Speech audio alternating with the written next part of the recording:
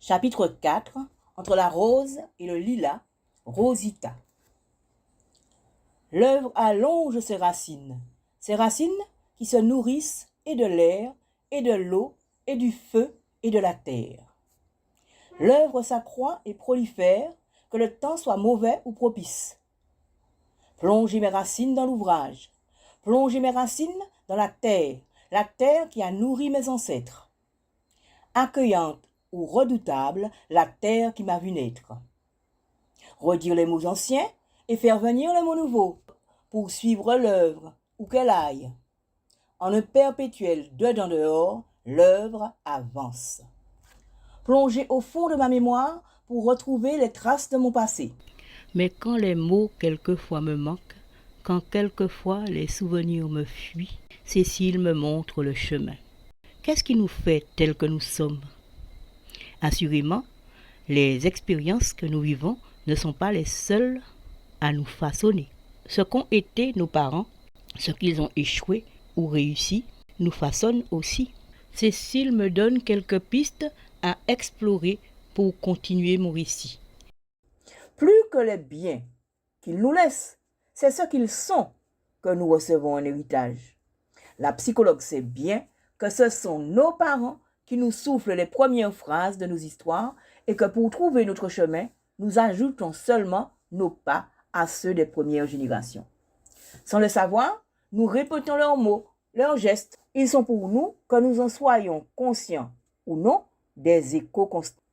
L'idée me vient donc que les choix de May et ceux de Rosita ne sont pas étrangers au mal-être que j'ai commencé à ressentir dès mon enfance. Pour me retrouver moi-même, j'ai deux traces, deux profonds sillons. Je suis le fruit de deux grands arbres qui font partie d'une forêt immense. Deux grands arbres dont on ne peut couper aucune branche. Il y a très longtemps, une dame bien intentionnée avait voulu m'aider en établissant mon arbre généalogique. Elle était sûre que de voir mon nom inscrit dans une lignée me permettrait d'y voir plus clair. Avait-elle seulement écouté mon histoire? Dans sa logique, elle n'avait dessiné qu'un seul arbre, celui de ma famille biologique. Et pourtant, Manléonie, la mère de May, était bien plus réelle qu'égyptienne, la mère de Rosita, que je n'avais pas connue. Et c'était May qui m'avait peu à peu façonné. Elle m'avait légué son passé et je ne pouvais disparaître de son avenir. Tout ce qui me venait de ma famille biologique comptait aussi, mais d'une autre façon. Tout comme l'omniprésence de May, c'était son absence qui m'avait modelé.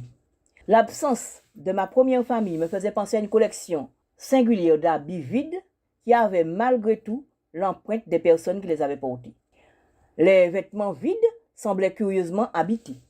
On devinait le quotidien des absents, on épousait la forme de leurs pensées, on imaginait la complexité de leur personnalité. Des absents étrangement présents. L'artiste avait voulu signifier l'ambiguïté d'une présence-absence qui s'installe nécessairement puisque l'humain n'est pas seulement fait de ce qui se voit, de ce qui est aisément accessible. À sa manière, ma première famille n'avait pas été très présente une fois le parent quitté, mais je gardais au fond de ma conscience les traces de son passage dans ma vie.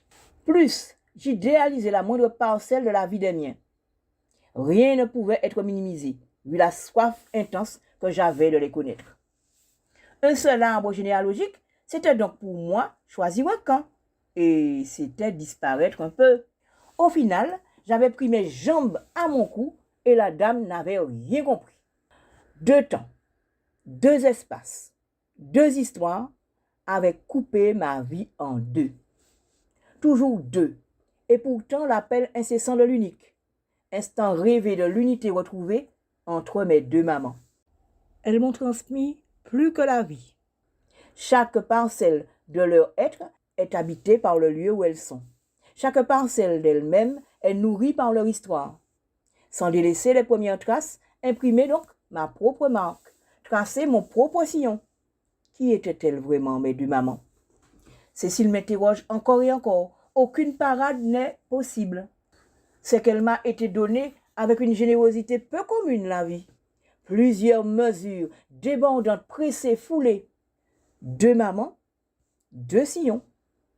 La vie est un pain béni qui pour moi se multiplie. Un pain que je partage à l'infini. 2 mamans, Rosita d'abord, mais ensuite. Comment comprendre qui je suis sans la trace des mots anciens? Génération après génération, les mots s'entassent. Une montagne de mots gonfle, des mots restés au-dedans de la gorge jusqu'à la suffocation. Une montagne de mots gonfle jusqu'à l'explosion. Explosion de mots en plus fine au-dessus de mes pages. Apesanteur de mots qui pleut comme la manne dans le désert. Sans que je le sache vraiment, les mots d'autrefois me traversent, me bercent. C'est que toujours notre vie nous devance et trace pour nous de profonds sillons. Rosita, 2 grands soleils pour regarder le monde. Elle baisse les yeux comme pour dissimuler son âme. Ce qu'elle dévoile dans la fureur du monde est à la croisée de ce qu'elle est tout au fond d'elle-même. Ni tout à fait celle qu'on voit, ni tout à fait une autre. Une femme propice comme une trêve dans le grand désordre du monde.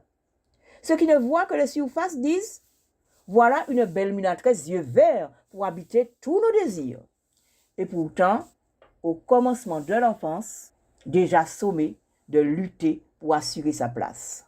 Sa place entre la vigie, l'habitation de la famille de son père, et la maisonnette du bourg qu'habite égyptienne sa mère. La vigie, fichée en haut de morne vert, qui imprime aujourd'hui sur les alentours sa grande désolation. L'habitation Sikweri la Vigie était au XIXe siècle le centre d'une grande agitation. Aujourd'hui, elle est à l'abandon. Qui pourrait penser qu'autrefois elle était le centre d'une grande animation? Parti de sa Bretagne natale, le patriarche aurait tout d'abord étendu ses racines à Sainte-Lucie, une des îles sœurs de la Martinique. Puis il avait tracé son sillon dans la terre fertile des Mornes Verts. C'était un grand-père à barbe blanche pour Rosita, ses frères et ses sœurs. Un grand-père à barbe blanche qui n'avait rien de Père Noël. Gare à celui de ses enfants qui contrecarrerait sa marche en avant. Autour de lui, sa maisonnée organisée comme du papier à musique. Un maître mot, prospérité. Des terres entassées depuis le haut du Morne Vert jusqu'au Morne aux Bœufs, des kilomètres plus bas, dit-on. Sa marche en avant vers la prospérité, évidemment. Entasser des terres et des biens était la seule préoccupation de mon ancêtre. Heureusement, il y avait sa femme Véronique pour apporter de la douceur à ses descendants. Tous les petits-enfants de Véronique étaient à ses yeux des maîtres. C'était la conviction et de sa pensée et de son cœur. L'aïeul avait laissé au sien le plus bel héritage qui soit, un héritage de souvenirs. Rosita avait du sucre sur les lèvres quand elle évoquait sa grand-mère. M'en vivez par-ci, m'en vivez par-là. Aux Antilles, nous ajoutons cette sorte de particule au prénom des grands-mères qui savent donner du bonheur à leurs enfants. C'est que les vrais héritages sont surtout immatériels. Auprès de sa grand-mère paternelle, Rosita avait la bouche en cœur. Elle sirotait un grand bonheur. Néanmoins, comme le dit le proverbe, il y a toujours un diable pour empêcher que la possession de Dieu passe. Il avait fallu que Véronique meure. De petite fille choyée, Rosita était devenue domestique. Domestique de la maison de son père que l'on avait eu soin de déshériter. Un matin, en lui faisant signer un papier qu'il n'avait pas eu le loisir de lire. C'est qu'on n'aimait pas du tout la jeune femme qu'il fréquentait. En Martinique, les Indiens d'Inde et leurs descendants étaient plus que méprisés. Moins que chien, moins que rien. Coulis mangeait chien. C'était un proverbe qui s'étalait sur bien des lèvres et qui jusqu'à aujourd'hui s'entend encore. Alors vivre en concubinage avec Égyptienne était pour les maîtres plus qu'une provocation. C'était une véritable offense à leur sang. Ma grand-mère égyptienne était la fille d'une indienne et d'un nègre pays qui chaloupait sa vie à des années-lumière de la mulâtraille des Morts-Nevers. De bâtardise, elle ne se souciait guère. Elle ne jugeait les gens qu'en vertu de leur caractère. Deux catégories s'opposaient selon elle. D'un côté, ceux qui comprennent que nous sommes tous blancs ou noirs dans le même bateau et qu'il vaut mieux empêcher le naufrage, et de l'autre côté, ceux qui s'accrochent quoi qu'il en coûte au gouvernail. Ils ont opté pour le pouvoir et la gloire et ne pensent pas que sans les matelots, aucun capitaine ne peut faire avancer aucun navire. Diriger n'est pas pour eux une fonction, mais le signe d'une élection au plus haut grade de l'humanité. Ce n'était que de grands couillons. Le jugement de ma grand-mère égyptienne était sans appel sur la question. À la mort de Véronique, certaines filles du maître s'étaient empressées de changer l'ordre des choses pour la famille de leur frère. Elles avaient enlevé Rosita de l'école alors qu'elle commençait à peine à lire et à écrire. L'enfant aimait pourtant les jolis contes et les poèmes que sa maîtresse lui faisait découvrir, les contes dans lesquels vivent les belles princesses et les poèmes qui des barreaux des prisons qui s'effacent avec des gommes magiques. C'est qu'elle aurait tellement aimé s'envoler vers des cieux plus cléments, la petite Rose. Elle aimait tant l'époque où elle était la princesse de sa grand-mère Véronique. La petite Rose aimait aussi lire Les Misérables. Sans se décourager devant l'épaisseur du roman, mot après mot, elle avait extirpé l'histoire. Elle affectionnait beaucoup Les Misérables. Les Misérables où je crois qu'elle trouvait des parents. Comme Cosette, ma première maman avait dû servir les maîtres qui étaient aussi ses parents. Elle servait à la cuisine, elle servait au salon. Pendant les après-midi de grande chaleur, elle servait même de ventilateur. Elle agitait une branche de cocotier au-dessus de la tête de ses tantes afin d'assurer la fraîcheur de leur sieste. Une seule d'entre elles ne lui avait pas réservé ce sort. Elle avait très tôt pris conscience de la rudesse du monde. Un monde où tous n'étaient pas logés à la même enseigne. C'était une tante à aimer tout le monde. Et en particulier les enfants de Charles, son frère, que le grand-père s'était empressé de déshériter pour arranger ses affaires. Aussi se contentait-elle d'entendre dans les prénoms de tous ses parents l'air d'une famille qui chantait joyeusement. Après la Deuxième Guerre mondiale, la grand-tante avait même voulu trouver quelques solutions à la misère des habitants des Morts-Nevers, trouver quelques lumières. Et elle était entrée en politique. Nourrie de principes socialistes, Luce avait cru en de possibles changements. Bravant le sexisme de ses adversaires, qu'avait une femme à se lancer en politique? Elle était entrée dans l'arène et avait remporté les élections, ce qui avait fait d'elle la première Martiniquaise à occuper la fonction de premier magistrat d'une ville. De cela, Rosita n'était pas peu fière. Cependant, pour ce qui est des affaires louches, des déshéritements de la famille des maîtres, la grand-tante ne se mêlait guère. En guise de pied de nez à tous ceux de sa famille qui ne misaient que sur un grand héritage de terres et de biens, elle avait obtenu que tout le patrimoine reste en indivision et qu'on ne puisse rien en faire. Les terres du domaine avaient fini par être ajoutées aux terres de la commune. Le patriarche devait se retourner dans sa tombe. Et ce qui devait le contrarier au plus haut degré, c'était qu'en lieu et place de la prospérité qu'il avait recherchée sa vie durant, s'était bâti pour la famille des maîtres une sale réputation. Un nom qui de place en place était associé à de curieux compléments. On répétait, à qui voulait l'entendre, que les maîtres étaient une famille qui avait l'habitude de déshériter ses enfants en employant de douteux stratagèmes.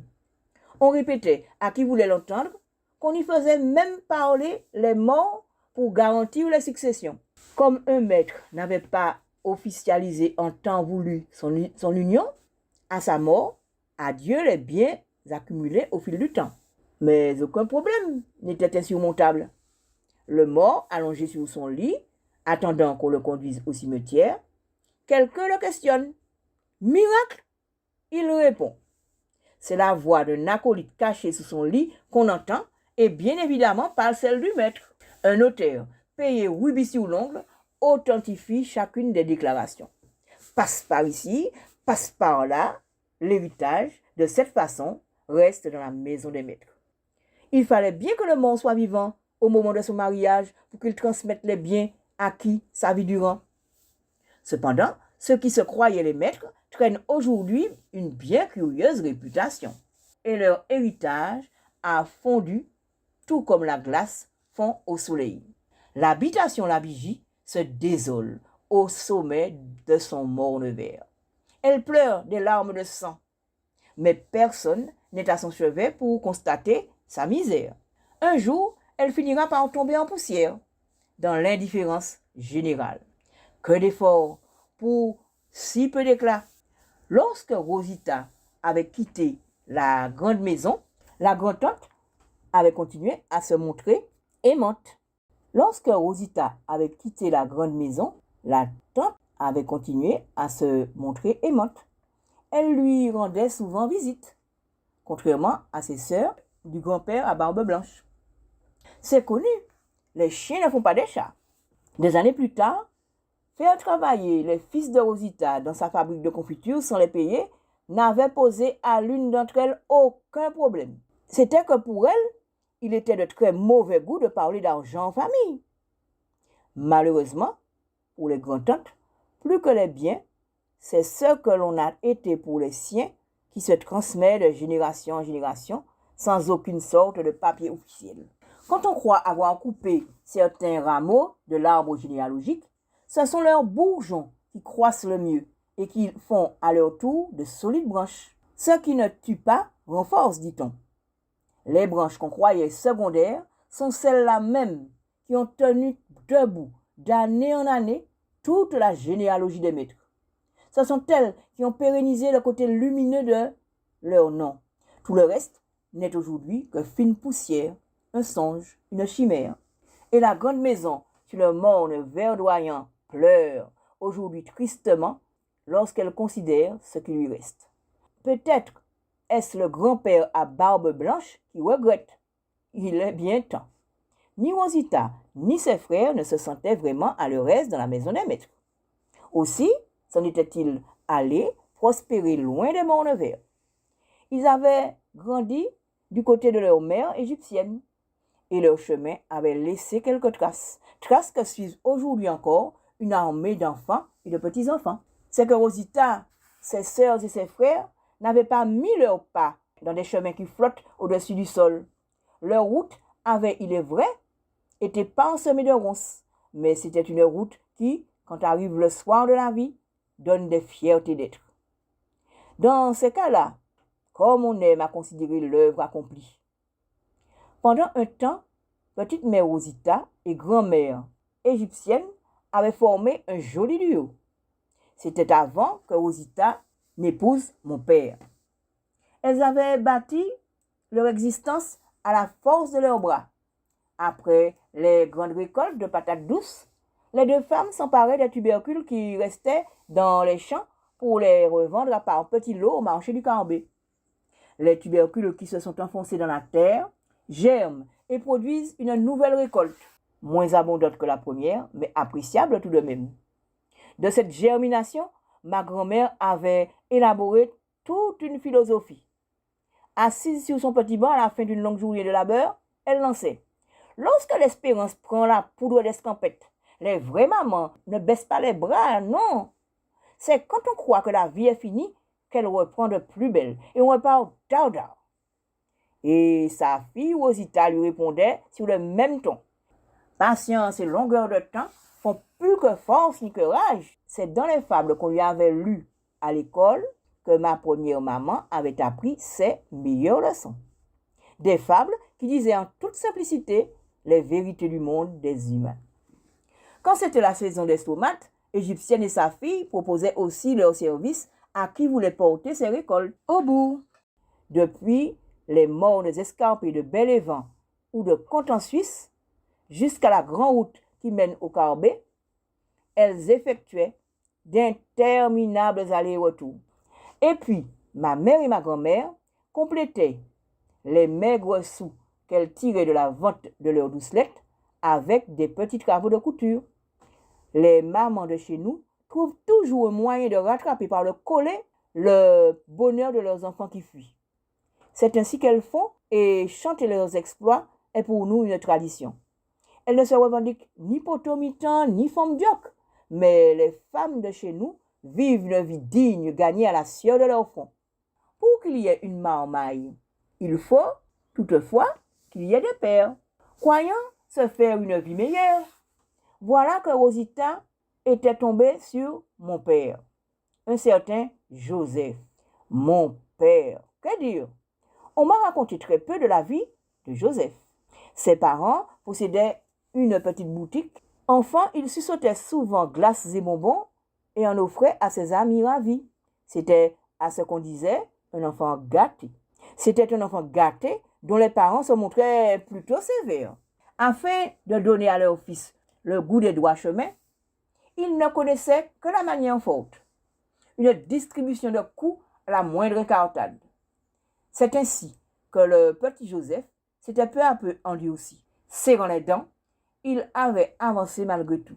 Il avait grandi, persuadé que le recours à la force et aux intimidations pouvait faire marcher ses affaires. Un beau jour, il était devenu une sorte de secrétaire de mairie. Mais le secrétaire de mairie n'avait pas fait de vieux os. Après un différend avec sa hiérarchie, c'est dans la mer qu'il avait jeté son corps. Il s'était procuré vite fait 2 grands canots et la tiraille nécessaire aux marins pêcheurs. Il avait embrassé la mer qu'il acceptait désormais comme seule maîtresse. La mer qui scintille au soleil était son unique passion. La mer et l'art de pêcher aussi. L'homme voguait libre et l'ondulation de l'eau bleue était pour lui d'un charme irrésistible. Que pouvez-vous faire quand la mer vous appelle? Vous criez chaque jour ces mots doux comme le miel. Pouvez-vous refuser de l'entendre? Marie dit wow, Marie dit bas, ponique noir, relais, Zophie, la tête boursuit, la pointe dit jour, débouquement calme, siré. Ces mots voluptueux tournaient virés dans l'âme de Joseph comme la plus pure des mélodies et lui donnaient des libertés d'homme authentique. Aussi était-ce la mer qui usait ses journées, de longues heures à ferrer le poisson, à deviner ses vices, à redoubler d'adresse dans le choix des appâts, mariant les couleurs des plumes et des paillettes selon les espèces attendues, se perdre entre ciel et mer, bien loin de la foule des rampants. Une petite tache rouge-orangée qui grossit comme un fruit mûr sous le soleil? C'est la yole de mon père qui rentre d'un bord de pêche.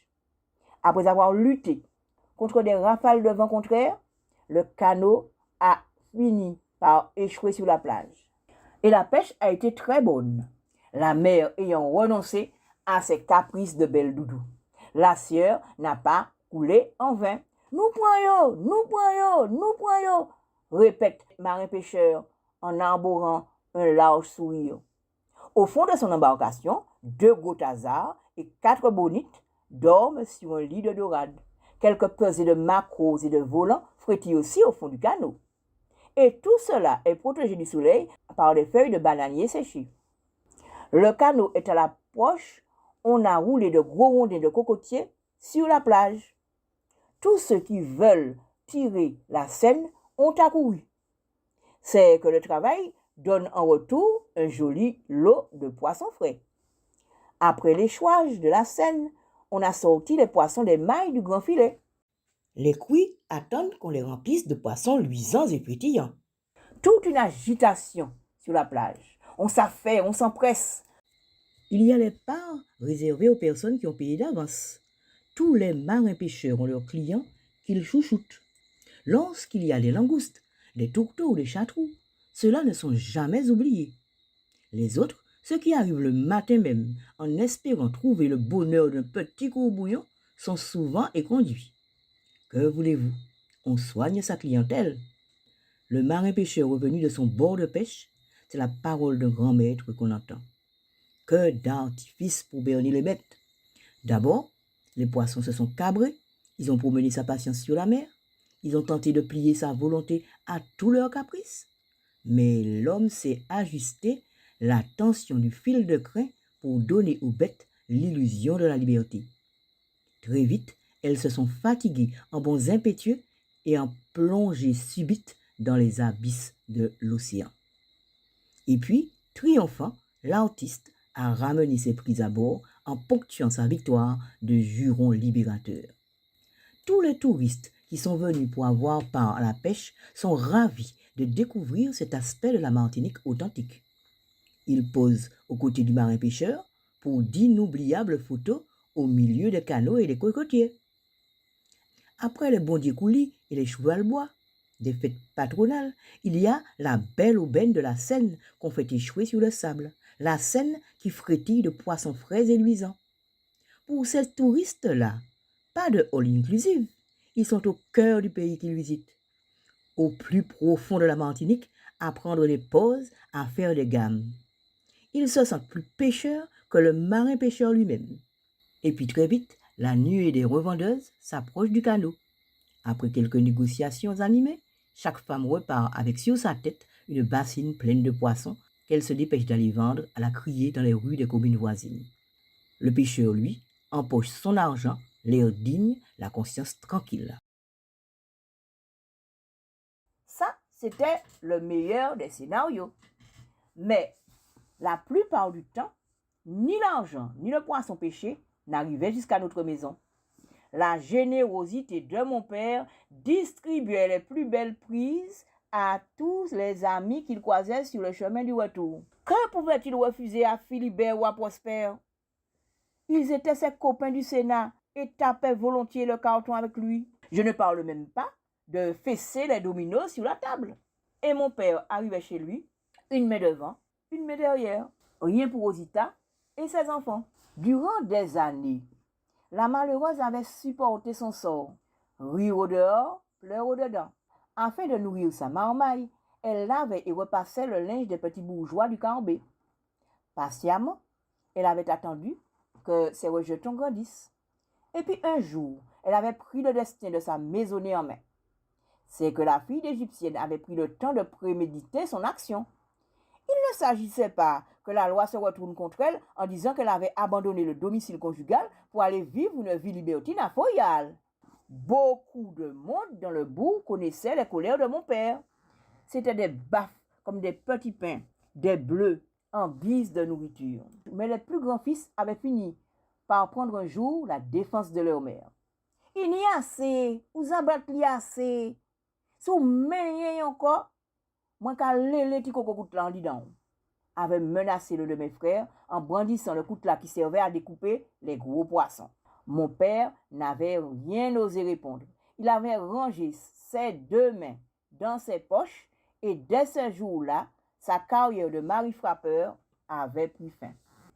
Rosita avait alors trouvé la force de chamailler ses enfants loin du Carbet pour assurer leur avenir. Il n'était pas question qu'ils finissent tous à flatter la mer comme leur père l'avait prédit. Comme il fallait quelques sous pour s'installer à Fort-de-France, longtemps Rosita avait peaufiné un jeu de rôle dans sa tête. Elle savait que lorsque la mer était généreuse, son mari avait l'habitude de ramener de pleins canots de poissons. Elle allait donc le cueillir sur la plage pour le guérir de son envie de distribuer le poisson pêché à ses amis. Il repartait avec elle, tel un enfant sage. Cela faisait des bassines de jolis billets et il renversait tout cela sur la table de la salle à manger. Il lui demandait même de l'aider à compter. Elle lui obéissait à la lettre, l'aidait à prendre la dimension de son trésor scrupuleusement. Tu veux donc que nous comptions? Comptons donc, mais à ma façon. Deux pour toi, un pour moi. Deux pour toi, un pour moi. Chaque billet en faveur de ses enfants disparaissait dans l'immense poche de son tablier. Deux pour toi, un pour moi. Deux pour toi, un pour moi.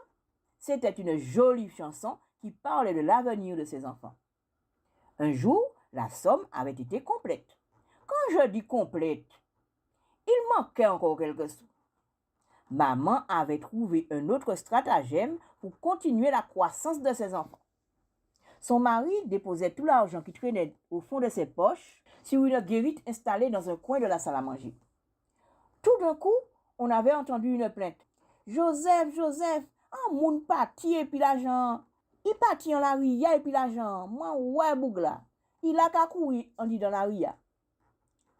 Comme son Joseph était d'un naturel belliqueux, il avait surgi hors de sa boîte comme un diable et déboulé dans la rue dans l'idée de poursuivre le voleur. Pendant ce temps, ma mère complétait son bas de laine. C'était le seul moyen de contraindre le cher homme à assurer le pain quotidien de ses enfants et leur scolarité aussi. Le lui demander gentiment, c'était une perte de temps. Il avait décidé que tous ses enfants allaient se jeter comme lui dans la mer. Marin-pêcheur de père en fils. Marin-pêcheur, c'était à ses yeux la meilleure des carrières. Les filles, elles, seraient certainement marchandes de poissons. Pour Rosita, il n'en était pas question. Alors il avait cherché une vie meilleure, loin du Caribe. Combien de mamans martiniquaises ont dû détourner ainsi les yeux du malheur pour élever leurs enfants, leur donner une chance d'avoir un métier? Lorsque la somme avait été complète, elle était allée elle-même voir le garde champêtre pour l'informer de son intention de monter à Fort-de-France avec toute sa marmaille. Le matin du départ, la plus jeune de mes 4 sœurs était allée voir l'homme de loi afin de l'informer de l'imminence du grand charroi. Dès 5 heures du matin, Joseph était parti en mer. Et vers 10 heures, sa femme et ses enfants avaient mis les voiles. Ils étaient tous montés dans le premier taxi en partance pour Fort-de-France. Un travail de repasseuse dans un foyer pour les orphelins attendait Rosita. Et des amis lui avaient trouvé une maison au Terre-Saint-Ville. Oh, pas grand train, une petite baraque en bois nichée comme une mauvaise dent dans une bouche. Une masure entre 2 belles maisons à étages. L'homme était revenu tout joyeux de sa pêche, mais sa famille avait pris la poudre d'escampette. Longtemps, mon père était resté à la fenêtre à espérer un retour. C'était peine perdue. Désormais, Rosita et ses enfants vivaient au Terre-Saint-Ville. Le Terre-Saint-Ville, un quartier avec une longue histoire. L'histoire de tous ceux qui atterrissaient dans l'enville pour y trouver un travail. Les Terre-Saint-Ville étaient autrefois une zone marécageuse. Le quartier s'étendait sur une 30aine d'hectares. Son nom, il le devait à un certain marquis de Saint-Ville auquel il appartenait bien avant 1902. On l'appelait aussi Faubourg des Baudières, ou plus justement quartier des Misérables. Les terres Saint-Ville ont toujours été synonymes de refuge pour les plus pauvres, une terre d'exode pour ceux des campagnes qui descendaient dans leur ville.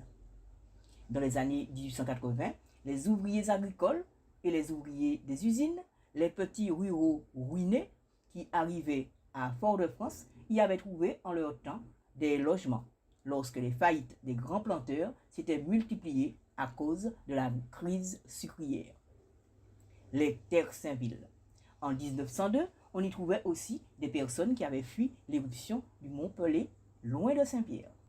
En 1910, Victor Sévère avait entrepris de faire assainir et aménager le terre Saint-Ville. Au fil des années, au fil des mandatures, le quartier avait pris sa forme définitive. Pendant longtemps, les terres Saint-Ville ont été le plus grand quartier ouvrier et artisanal de Fort-de-France. Aujourd'hui, les terres Saint-Ville sont un refuge pour beaucoup de Caribéens venus en Martinique en espérant y vivre une vie nouvelle. Lorsque Rosita était arrivée au terre Saint-Ville dans les années 70, elle continuait tout simplement une tradition que beaucoup de familles martiniquaises avaient suivie. Quitter les communes pour se faire un destin à Foyal. Aux côtés des belles maisons, il y avait beaucoup de masures. Des masures que des marchands de sommeil louaient aux plus pauvres.